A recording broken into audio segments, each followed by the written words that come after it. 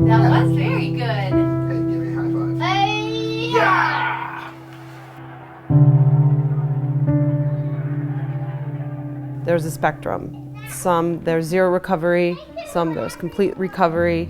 In Nolan's case was so severe that he said, best case scenario, your son falls somewhere in the middle. Oh! Slam dunk! Go slam dunk. He has something called transverse myelitis, which is a one-time incident of inflammation to his spinal cord, and he now has essentially a spinal cord injury. So many questions. How do you drive the power chair? Not with your head, but with your Hands. I remember when we were still inpatient at the hospital with him, one of the neurologists said, we can't predict what recovery is going to look like for your child. I think this territory of spinal cord injury recovery is so new that they have a hard time predicting what the outcome is going to be. Up until a decade ago, they thought that a spinal cord injury could not improve.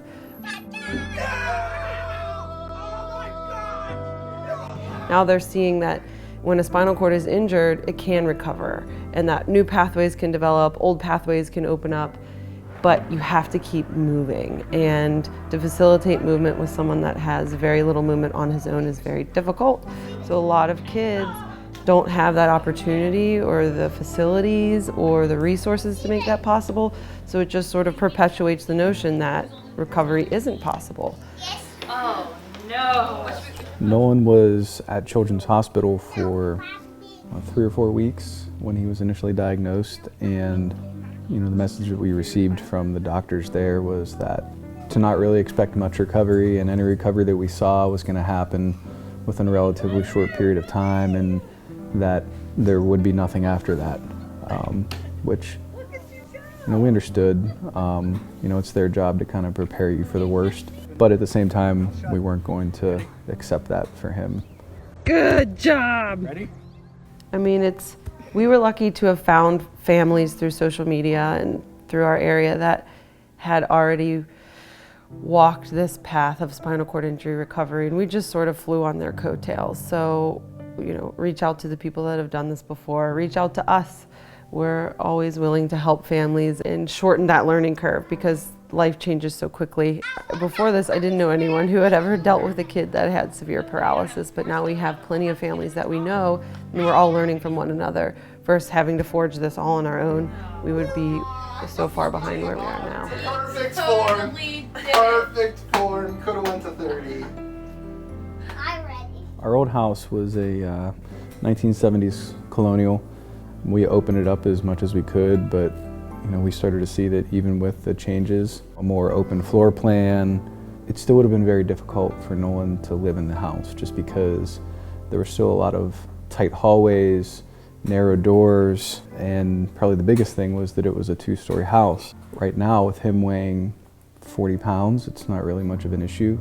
Jen and I can still carry him wherever he needs to go if his chair can't get there, but looking into the future, eventually he's going to be a teen and a young adult, and carrying him up and down stairs, carrying him around the house. It would be a very difficult thing for Jen, not to mention anybody else that was tasked with caring for him.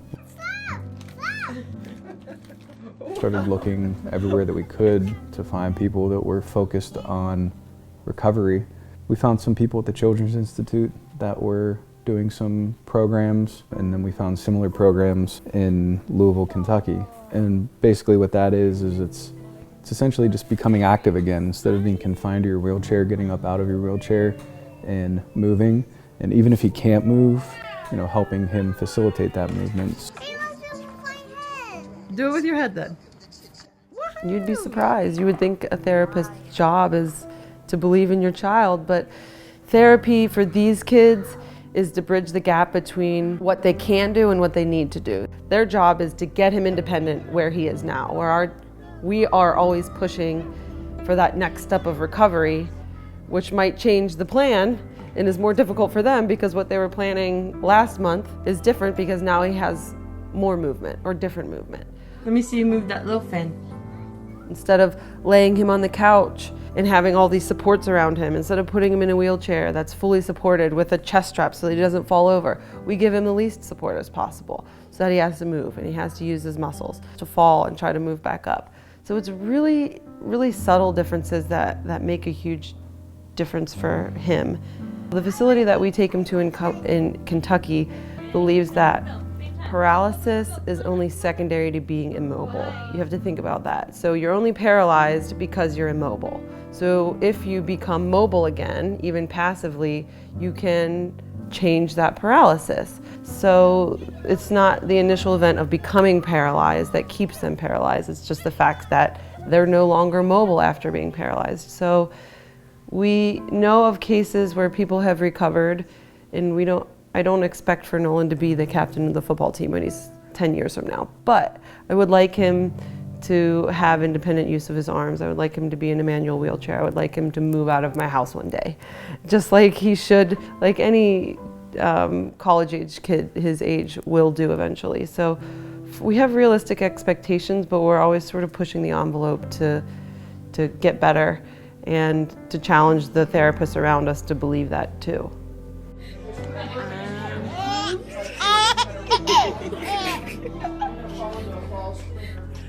You know, he's on a treadmill 5 days a week with people helping him move his legs, and then he does similar activities with his arms.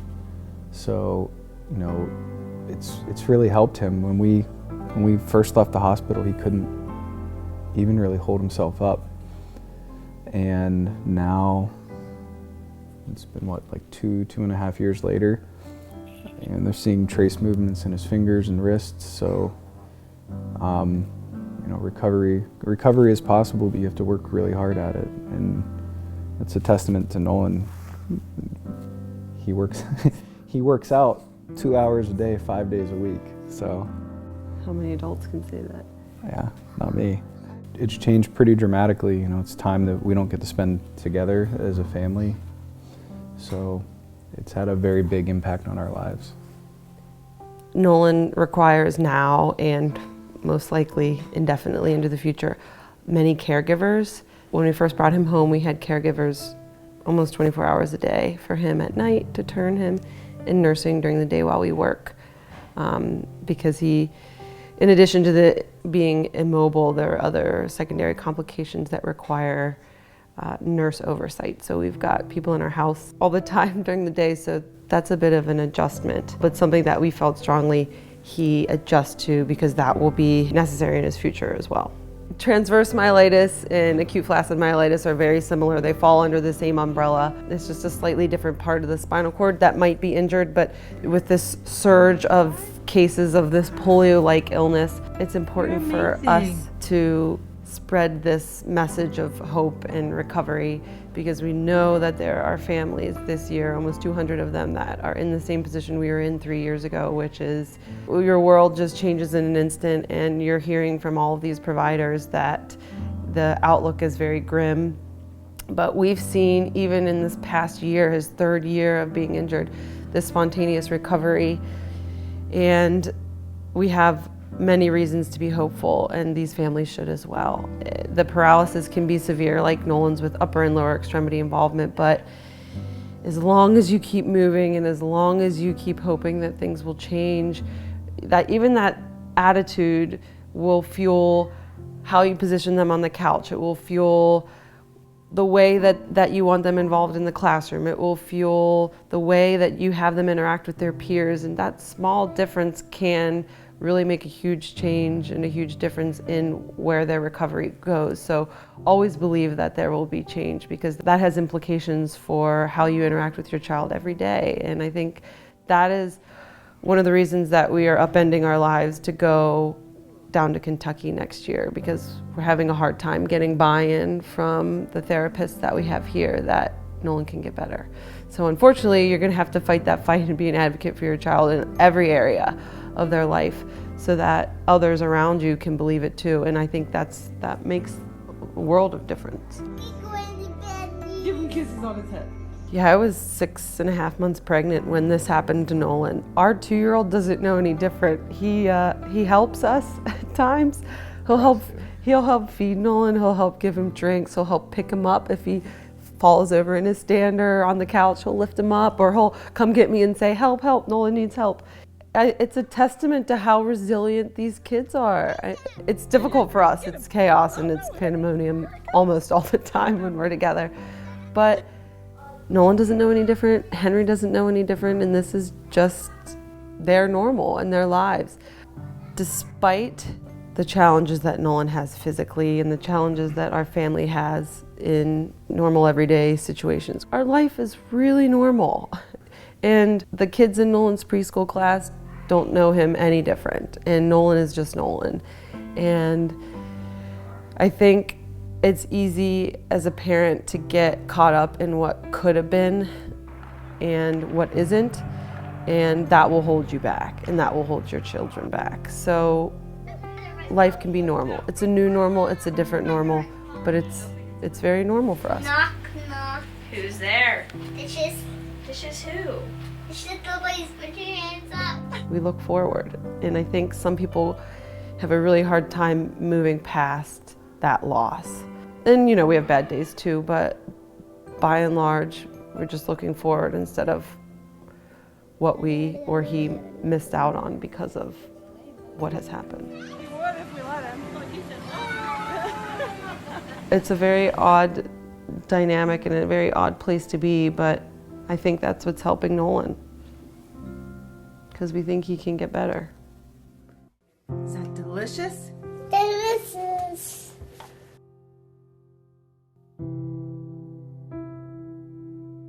Nolan Charles. Nolan Charles.